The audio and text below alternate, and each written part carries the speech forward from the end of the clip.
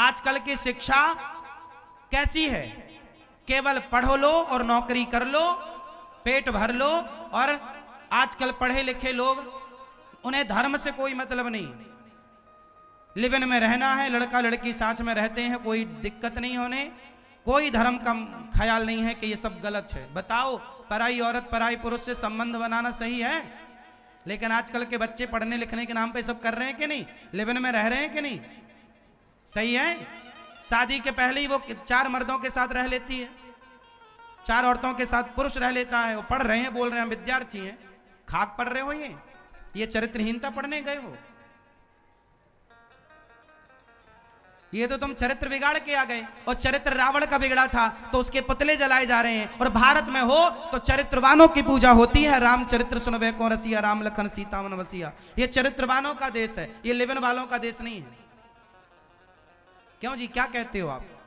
मैया क्या बोलती तू? बोलो, सही है? गलत बोल रहे हैं हम गलत बोल रहे हैं ना? सही बोल रहे हैं? आजकल के बच्चे पढ़ क्या रहे हैं? केवल पढ़ रहे हैं और नौकरी कर रहे हैं, पैसा कमा रहे हैं, धर्म नहीं कमा रहे हैं। ये धर्म नहीं है कि तुम दूसरी स्त्री और पुरुष के संग घूम रहे हो। धर्म तो ये है कि तुम्हारी दादी नानी, तुम्हारे नाना के मरने के बाद तुम्हारी नानी सारी जिंदगी उस नाना के नाम की विधवा रह के, जिंदा रह के जीवन गुजार दिया, पर पराये पुरुष के चक्कर में कभी पड़ी नहीं। ये भारत का धर्म रहा। अब ये धर्म कहाँ मिल रहा है? ये आज की लड़कियां जो तैयार होंगी, अब इनमें से कौन पतिव्रता नारी बनेगा? पतिव्रता नारियों के तो अब दर्शन दुर्लभ हो रहे हैं धीरे धीरे करके। अब जो 17 पुरुषों के संग पहले ही रह चुकी हो, वो काहे की पतिव्रता है? और जो 17 स्त्रियों के संग रह चुका हो, वो काहे का पत्नीव्रता है?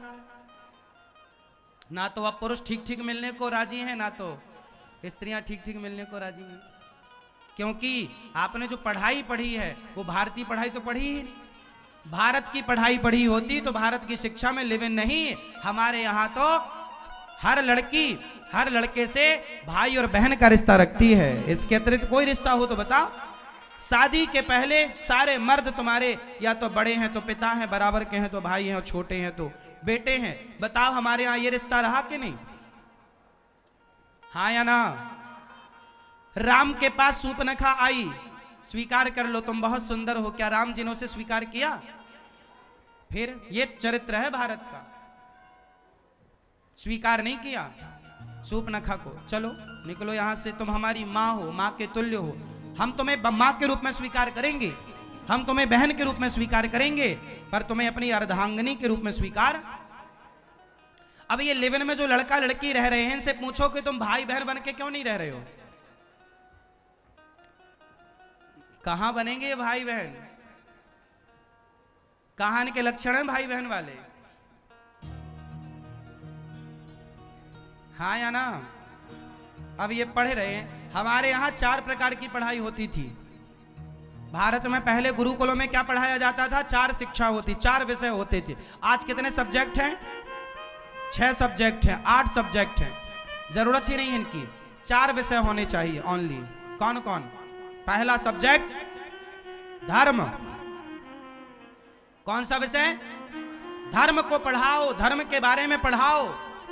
गीता में धर्म है, रामचरितमानस में धर्म है। धर्मात्मा लोगों के बारे में बताओ। धर्म क्या धर्म है बच्चों को बताओ। बेटी को बताओ कि धर्म क्या है, उसे बताओ कि पराये पुरुष के संग रहना धर्म है या धर्म सिखाओ। वरना स्कूल के भरोसे मत बैठे रहना। आजकल तो स्कूल में ही लड़का लड़कियों को एक दूसरे के साथ नचाया जा रहा है। धर्म तो वहीं बिगाड़ा जा रहा है। लिव इन में रहना तो वहां जायज बताया जा रहा है। ये जी सही है। अब और क्या करोगे बच्चों को? इतना गलत पढ़ाया जा रहा है, पूछो मत। 4 प्रकार का विषय है। पहला है धर्म। बच्चों को क्या पढ़ाई में क्या ज्ञान मिलना चाहिए? धर्म का। क्या धर्म है और क्या अधर्म है, क्या सही है और क्या धर्म। दूसरा अर्थ। बच्चों को यह बताओ कि कैसे तुम्हारी आर्थिक उन्नति होगी, सिखाओ। इसके विषय होने चाहिए, अर्थ के। हमारे यहाँ अर्थशास्त्री थे सबसे बड़े चाणक्य, लिखा है अर्थशास्त्र, सिलेबस में नहीं पढ़ाया जाता, ये भारत की का दुर्भाग्य है। अर्थनीति जो पढ़ेगा वो धनवान हुए बिना रह नहीं सकता, लेकिन वो अर्थ कहां पढ़ाया जा रहा है? धर्म, अर्थ, काम, काम, काम पढ़ाओ बच्चों को। काम शास्त्र भी होते हैं हमारे यहां। बताओ स्त्रियों को, बताओ स्कूलों में पुरुषों को कि काम पर किस प्रकार काबू पाया जा सकता है। कामी मत बनाओ कि लड़की का हाथ पकड़ के भाग जाओ, लड़के का हाथ पकड़ के, ये नहीं। उस काम ने जो तुम्हें गुलाम बनाया है उस पर कैसे नियंत्रण करना है, उसके नियंत्रण का विषय पढ़ाना चाहिए, ये काम है। धर्म, अर्थ, काम, किस तरह तुम्हारे काम सवरेंगे, काम बनेंगे। और चौथी पढ़ाई मोक्ष की।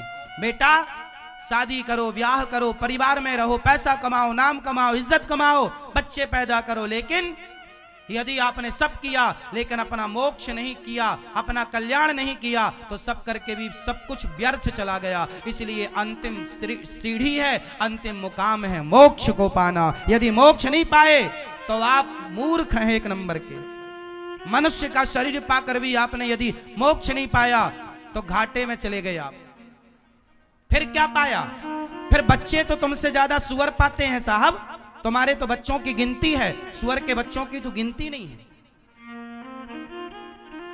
तुमने मोक्ष नहीं पाया तो क्या पाया? पैसा पाया, पैसा तो तुमसे ज्यादा वैश्या पाती है, बच्चे तो तुमसे ज्यादा कुत्ते बिल्ली पैदा करते हैं। ये शरीर बच्चा पैदा करने नहीं मिला, मोक्ष को पाने मिला है। कर लो अच्छे काम, यही शिक्षा रही भारत की, धर्म, अर्थ, काम।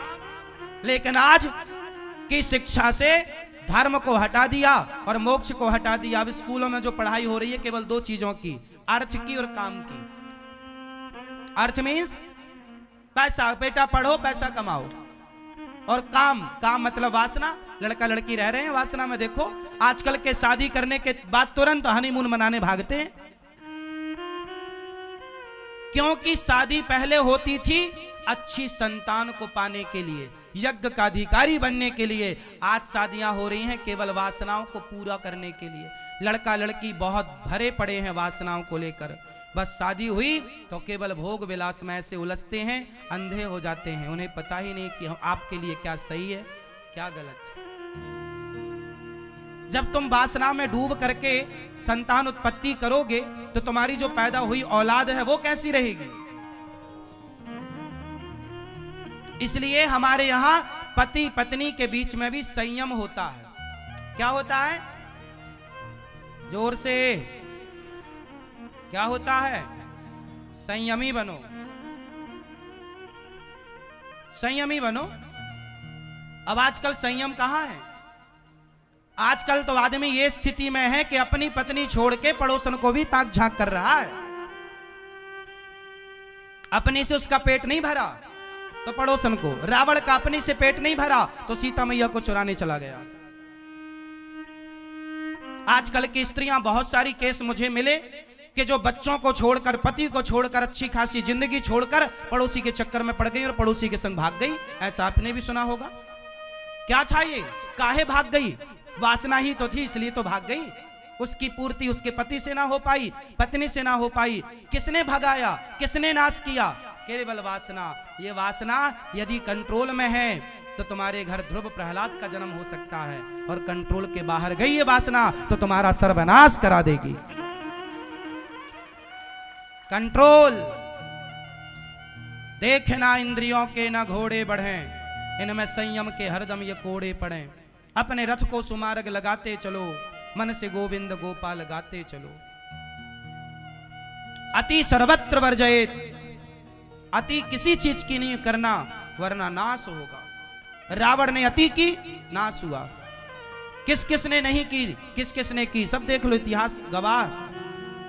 भरी सभा में दुशासन ने कपड़े उतारे द्रौपदी के। क्या था ये? अति थी? अति थी या नहीं?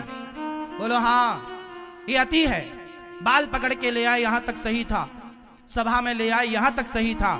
कपड़े उतारना ये तो अति थी, और अति हुई तो अंत हुआ। अति कभी ना करना बंदे, इति तेरी हो जाएगी, और बिन पंखों के पक्षी जैसी गति तेरी हो जाएगी। अति ना करना मेरी मां।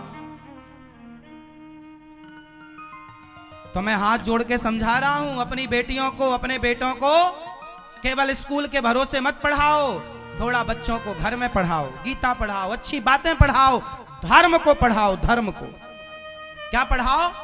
बताओ अपनी बेटी को कि बेटी पराये मर्द के संग रहना गलत है।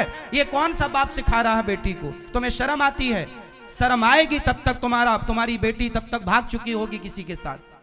शर्म छोड़ो, त्यागो, और अपनी बेटियों को साथ में बिठाकर, अपने बेटे को बिठाकर बताओ कि बेटा ये गलत है और ये सही है। कहीं देर ना हो जाए, आजकल स्कूल वाले गलत बता देंगे, फिर रोते रह जाओगे। आजकल स्कूल वालों का क्या बिगड़ना है? तुम्हारी बेटी भागे भाग जाए, तुम्हारा बेटा भागे भाग जाए, और आजकल तो कानून उसे सही ठहरा रहा है। आजकल तो कानून कह रहा कि लड़के लड़के ब्याह कर सकते हैं, लड़की लड़कियां ब्याह कर सकती हैं। अब ये देखो, इससे बड़ी मूर्खता क्या है? जो गलत है, आप में से कितने लोग इसे गलत मानते हैं कि लड़का लड़के ब्याह? भाई हमारे यहां पति पत्नी होता है, पति पति नहीं होता, पति पत्नी होता है, पत्नी पत्नी नहीं होता। क्या कहते हो आप? ये पुरुष पुरुष का ब्याह, स्त्री स्त्री का ब्याह करना सही है कि गलत है? जोर से। लेकिन आज का कानून, आज का समाज इसे सही ठहरा रहा है, और ठहरा क्या रहा, होने लगा। एक मैया मेरे पास आई, रो पड़ी, बोले महाराज जी मेरा लड़का एक लड़के से ब्याह करना चाहता है।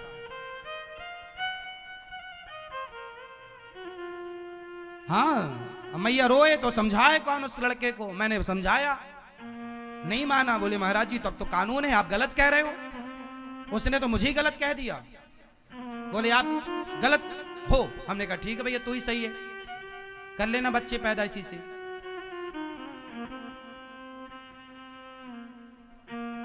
अब देखिए, इससे बड़ी मजाक की बात क्या होगी? इससे बड़ी मूर्खता कुछ हो तो मुझे बता दो भैया। लेकिन भारत में ये भी हो रहा है, दुनिया में ये भी हो रहा है। ये पढ़ रहे हैं लड़के, पढ़ रहे हैं। ये क्या पढ़ रहे हो भैया? तो आज से क्या पढ़ाओगे अपने बच्चों को?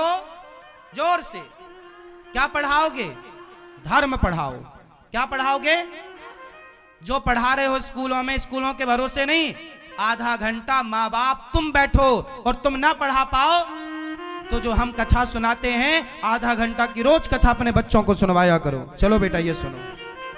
तुम नहीं सुना पाओगे, तुम नहीं समझा पाओगे, तो तुम्हारा बेटा, तुम्हारा भाई अनिरुद्धाचार्य तुम्हें समझाएगा, भारत को समझाएगा। इसलिए ईश्वर ने हमें भेजा है, जाओ समझा के आओ इन्हें।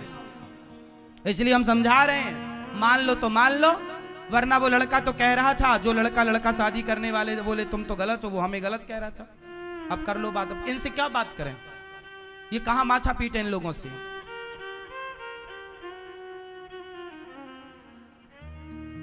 तो जिनकी समझ में आए वो आप समझो, और जिनकी समझ में नहीं आता मैं उन्हें नहीं समझाता। क्या समझाएं तुम्हें? तुम्हारी तो विनाश काले विपरीत बुद्धि।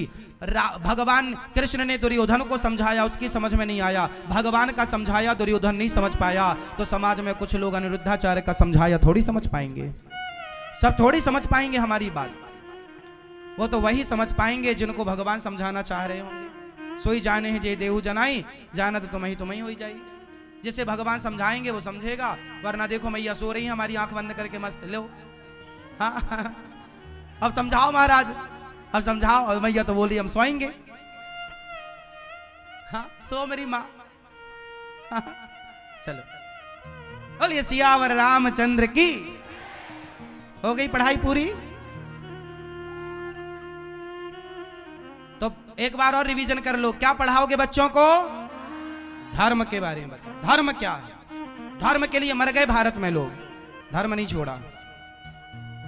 कल हमने इस पे और विशाल चर्चा की थी, कल कर चुके हैं। आज फिर हमने उस चर्चा को आगे बढ़ाया, क्योंकि आज इसकी जरूरत समाज को है, इसलिए हम बात कर रहे हैं आपसे।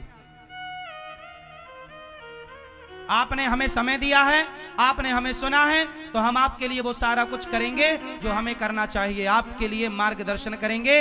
हम धृतराष्ट्र की तरह आंखें बंद करके ना बैठेंगे समाज में, गांधारी की तरह पट्टी बांध कर ना बैठेंगे, कृष्ण की तरह बनकर दुर्योधन के घर जाकर समझाएंगे कि तू गलत, तुझे बुरा लगे तो लगे,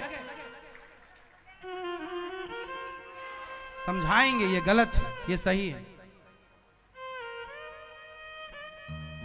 आंखों में पट्टी बांधे ना बैठना मेरी मां, वरना आंखों की पट्टी जब उतारी थी गांधारी ने तब तक बहुत देर हो चुकी थी। उतारा एक बार, दुर्योधन कल कपड़े उतार के आना, तुझे देखूंगी तेरा शरीर वज्र का हो जाएगा, बोला था ना गांधारी ने, बोला था दुर्योधन को कल आना सारे कपड़े उतार के, मैं पट्टी खोलूंगी तुझे देखूंगी, और मैं बड़ी पतिव्रता हूं, जिसे देख लूंगी वो वज्र का हो जाएगा, सारी शक्ति तुझे दूंगी।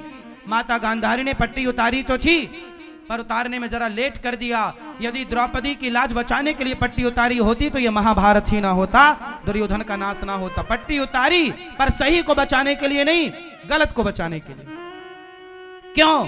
क्योंकि माता गांधारी ने भी धर्म की पढ़ाई नहीं पढ़ी, पढ़ी होती तो वो दुर्योधन को बचाना ना चाहती, वो द्रौपदी को बचाना चाहती।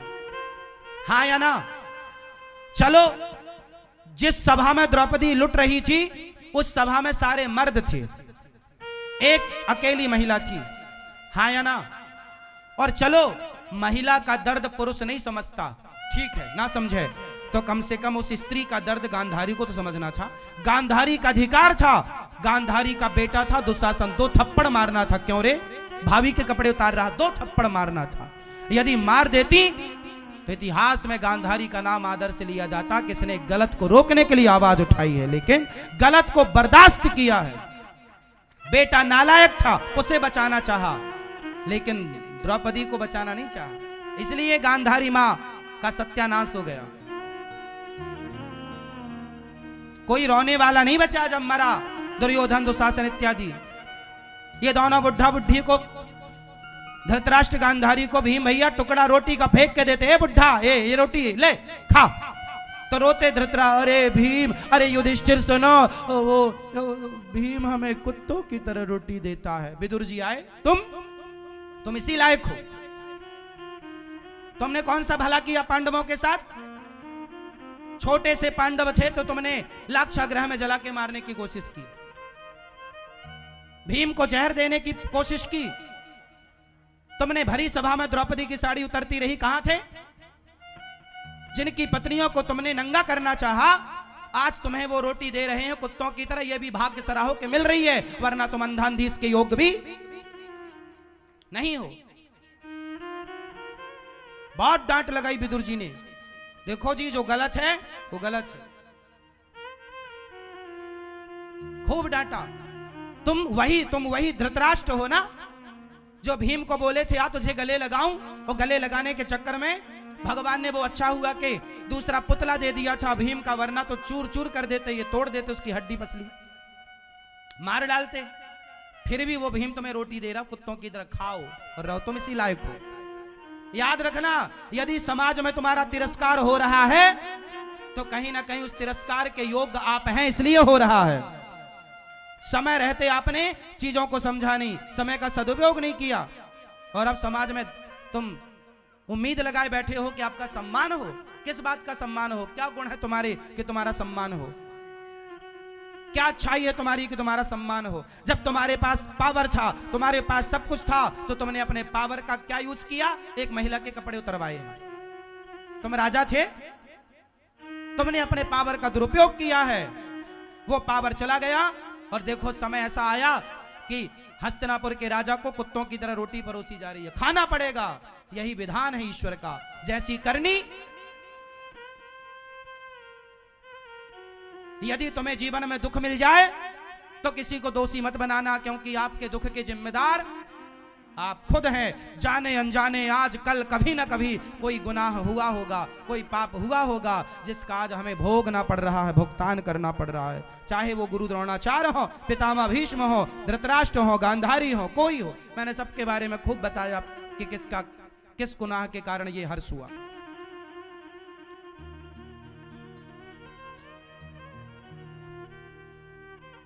भगवान राम भगवान राम के मार्ग में चलना। राम धर्म थे। राम कौन? रामो विग्रहवान धर्म। धर्म कौन है? राम धर्म। सीता कौन है? धर्म है। भगवान कृष्ण कौन है? धर्म है। मीरा कौन है? धर्म है। धर्म के बारे में पढ़ाओ बच्चों को।